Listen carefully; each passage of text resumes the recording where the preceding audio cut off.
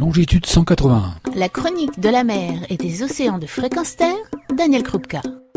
Bonjour, je vous invite aujourd'hui à découvrir les coulisses du tournage du film Océan de Jacques Perrin et Jacques Cluzot, sorti sur les écrans en 2010, vu par plus de 10 millions de personnes dans le monde, et qui nous fait découvrir les créatures marines connues, méconnues ou ignorées, et qui nous permet d'être poissons parmi les poissons. Dans ce film, une scène particulière, un plongeur nage, épaule contre nageoire, avec le grand requin blanc. J'ai demandé à ce plongeur, en l'occurrence François Sarano, de nous conter ce qu'avait été l'aventure du film Océan. L'aventure Océan, c'est la rencontre avec Jacques Perrin, Jacques Cluzot, toute l'équipe de Jacques Perrin qui m'offre une nouvelle aventure extraordinaire. C'est 7 années sur ce film de cinéma bouleversant qui essaye de faire partager toutes les émotions que l'océan peut nous offrir, l'océan et ses créatures bien sûr, qui n'essaye pas de décrire, qui n'essaye pas d'analyser, qui essaye simplement de faire vivre, de faire partager cette richesse incroyable, ces émotions formidables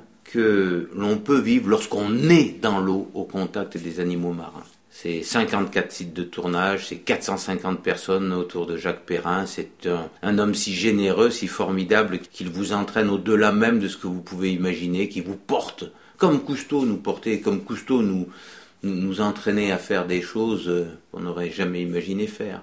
C'est incroyable ce que des gens hors du commun, comme Jacques Perrin ou Cousteau, ou Albert Falco bien sûr, peuvent vous permettre de réaliser. Une chance incroyable d'avoir rencontré Jacques Perrin et d'avoir participé modestement à ce film fantastique et Océan, et puis à la réalisation des 4 documentaires Peuple des océans, qui sont des documentaires télévisés, un petit peu plus écosystémiques. Tout d'un coup, on va essayer de replacer les êtres vivants au cœur de leur écosystème et de vivre avec eux, mais en gardant toute la qualité des émotions, des images, de la musique, du son, qui emportent l'essence et qui, à mon avis, font plus que tout argumentaire pour entraîner les gens à protéger l'océan. Comment ça s'est passé les conditions de tournage? Parce qu'on a vu le film Océan, on a vu des séquences qui sont magnifiques. Est-ce que ça a eu lieu une fois, plusieurs fois? Alors les conditions de tournage, avec le Grand Blanc, d'abord. Là encore, j'insiste sur la valeur de l'équipe, dirigée par Jacques Cluzot, qui était sur le bateau, parce que Jacques Perrin n'avait pas pu venir. Ça a été une semaine formidable. Tous les jours, on a plongé 6 jours, en gros, chacun d'entre nous 3 heures dans l'eau par jour.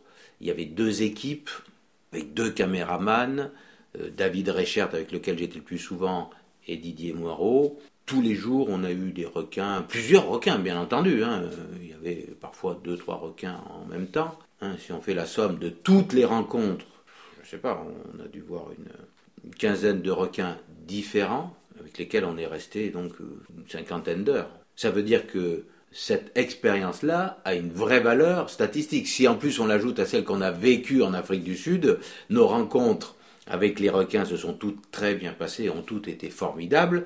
Ça s'oppose pour de bon à toutes les rumeurs stupides qui sont véhiculées par des gens qui ne sont jamais allés sur le terrain. Alors comment ça s'est passé ? Eh bien, le matin, nous mettions dans l'eau une sorte de brouet qui était un mélange de chinchard broyé avec de l'huile très odorante pour que les requins viennent près du bateau, parce que sinon nous n'aurions vu que les requins que de très très loin, et donc nous n'aurions pas pu les filmer. Et puis il s'agissait surtout de montrer cette rencontre entre le plongeur et le requin, et non pas de filmer des requins dans leur comportement naturel. Là, c'était la rencontre, c'était dire c'est possible et ça doit être une harmonie. Voilà. Nous avons attiré les requins, on ne les a pas nourris, j'insiste là-dessus, pas de feeding, mais attirés avec de l'odeur.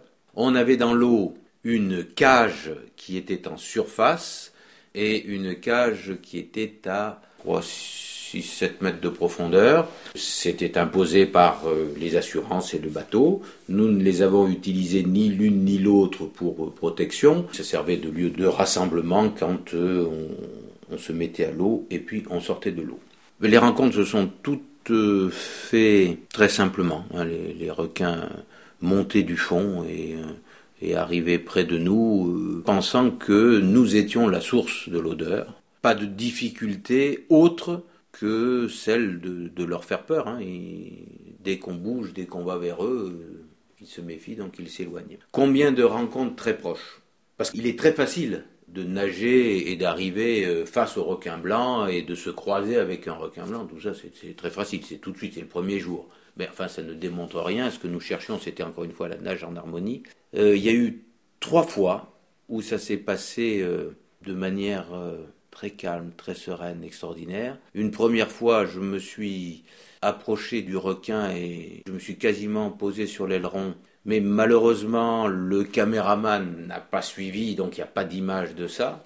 La deuxième fois, là encore, le caméraman n'a pas suivi, mais le photographe Pascal Cobé a fait cette série de photos extraordinaires où on voit à quel point je suis proche du requin. Hein. Je sais pas, on va glisser 2 doigts entre son ventre extraordinaire et mon épaule. Et la troisième fois, nous étions tous les deux dans l'eau avec David, il y avait un fort courant. Et on a été rattrapé par un très très gros requin blanc, mais vraiment très gros. Il est venu face à moi, je me suis penché, j'ai nagé face à lui, puis tout d'un coup, j'ai eu la chance de pouvoir à nouveau me poser sur son aileron. Et au lieu de partir tout droit, le requin s'est mis à tourner autour de David, qui a pu faire ce plan extraordinaire, qui est monté dans l'océan, et qui est si harmonieux. Et je me souviens quand on est sorti le soir et qu'on a regardé avec Jacques Cluzeau, avec David, les rushs, on s'est dit, c'est ça que nous voulons montrer, cette harmonie-là. C'est cette harmonie que le monde sauvage nous offre. Merci à François Sarano pour avoir partagé les coulisses du tournage du film Océan et pour cette harmonie avec le requin blanc que je vous invite à voir ou revoir. Elle est un symbole de la paix entre toutes les créatures vivantes, quelles que soient leurs différences. Retrouvez et podcastez cette chronique sur notre site fréquenceterre.com.